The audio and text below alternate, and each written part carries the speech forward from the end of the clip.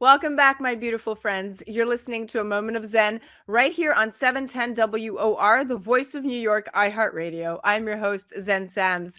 Up next in our PoliticGal segment brought to you by OGPay.com, we are featuring Angie Alberti, my dear friend and a supermom redefining local politics and running for Borough Council right here in Norwood, New Jersey.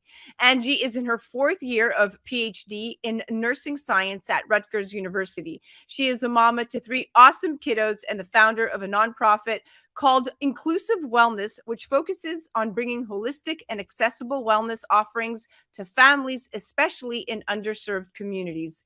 She and her husband also own a youth travel softball organization called the New Jersey Thunder. She sounds like a very busy woman. Now, what made her decide to run for Borough Council in Norwood must be very deep rooted.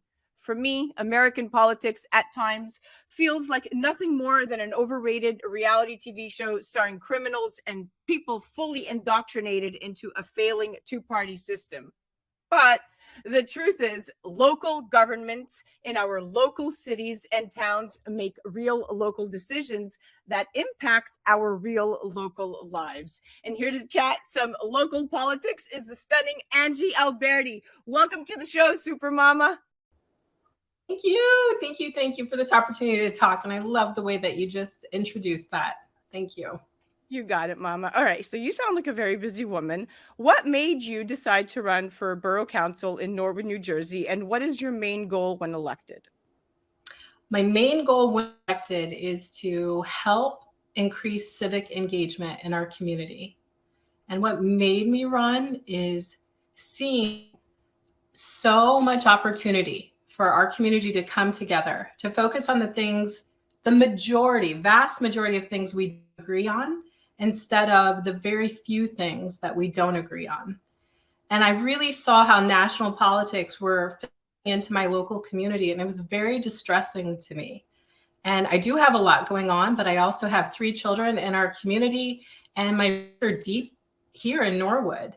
And so I wanted to use all my background in nonprofit work, in faith-based work, in community health, and bring a voice to the table. I was already doing a lot of things in Norwood, but I didn't have a seat at the table. And I think as women, I know especially for me at times, I was fine not having a seat at the table. And, I had women mentors kind of in my ear saying, why don't you think about having a seat at the table in Norwood and being a part of making decisions for our town? So that's really what pushed me over the edge into actually putting my name as a candidate. I love it. Seat at the table. Trailblazing woman right there. Now, the folks elected to local positions in our cities and towns act as our first line of government. Angie, you know this better than anyone else. They're the most accessible part of government to the average citizen. They are the faces you can actually talk to regarding any issues in your city or town. And the city councils in most cities and towns work to make their communities better places. And if you don't talk to them, tell them your concerns, and share your vision for the future, no one will ever hear your voice of dissent. How accessible are you, Angie? I think for the people who know me know that I'm incredibly accessible, whether it's through private messages on Facebook, through text message as a mom in Norwood, just even drop off and pick up in the morning at school. I get a lot of feedback about things. Moms especially have a lot to say about local community, what could benefit our families and our children. And so I find that my approach is one that people feel comfortable telling me things that maybe they actually haven't felt comfortable telling people that are already on the council. And that's also, I often think of, I'm doing this for them as well. You are a trusted source for sure. Yeah. Now, if and when our local system is hijacked by those who are considerably richer than average citizens, our local government's charter is written with safeguards to allow the people to change the laws, rules, and even the functions of government simply by exercising their right to petition, their right to vote, and their right to freedom of speech. And I know that that's important to you. And the easiest place to change laws you don't like is within the local and state government. And luckily, our localities, Angie, have the ability to change law by petition. And although many cities and localities may try to battle this, slowing average citizens by using a mountain of administrative red tape, but eventually anything with enough support will be given place on the state or local ballot. Talk to me about the importance of improving and empowering Norwood, and what is your biggest vision for the community? My biggest vision for the community is that people realize that what they want for the community is really, really important. And that at a local level, they have a voice in being a part of what they want to see in their community. So I really want to stress that. Many people will say to me, oh, I don't really, oh, I don't have anything I want to talk about with Norwood when I'm out canvassing and knocking on doors. And I say, okay. So I just kind of wait. And then they're like, you know what? I actually do. And people really do have a lot. And they didn't know where to go to bring their concerns or their desires for their community. And so, coming to local mayor and council meetings, it is intimidating to speak on, open record and public, but that is a great avenue. Or joining together with other like-minded residents and writing a letter, or to a mayor and council meeting, or having an appointment with a local councilwoman or councilman, is that your voice at the local level is so important, and it is so needed. That's one thing that I really want to stress to my local community, is that your voice matters. I love it. It matters. So what you're saying is think globally, act locally. Yes, it's a well-known phrase. It's not a cliche, or I guess it is, but still, even though local change may take a while to trickle up to the federal government, the possibilities we create when we take a stand locally, Angie, to your point, can create many ripples that actually affect the world. Now, why is your campaign called One Norwood? And do you feel that there is a current divide? I do believe there is a current divide. I do believe there are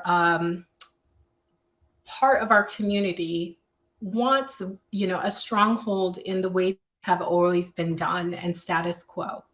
And then there's part of the community who wants to see an evolving modern town that reflects the current demographics of our towns and wishes and needs. And so there is a tension. And I do believe some of it is also driven just by political polarization in our town. And so that is kind of the divide that happens nationally, that's happening as an undercurrent in my community. And it really affects me, and it affects so many of us.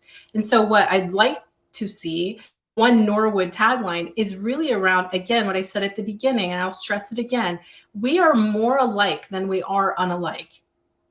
And the more we can focus on the 90% of things we agree on, safe communities, quality services, a long-term sustainable plan, economic growth for our town, quality schools, balanced budget. These are all things we all say, yes, I want that, I want that, I want that. Let's just focus on that.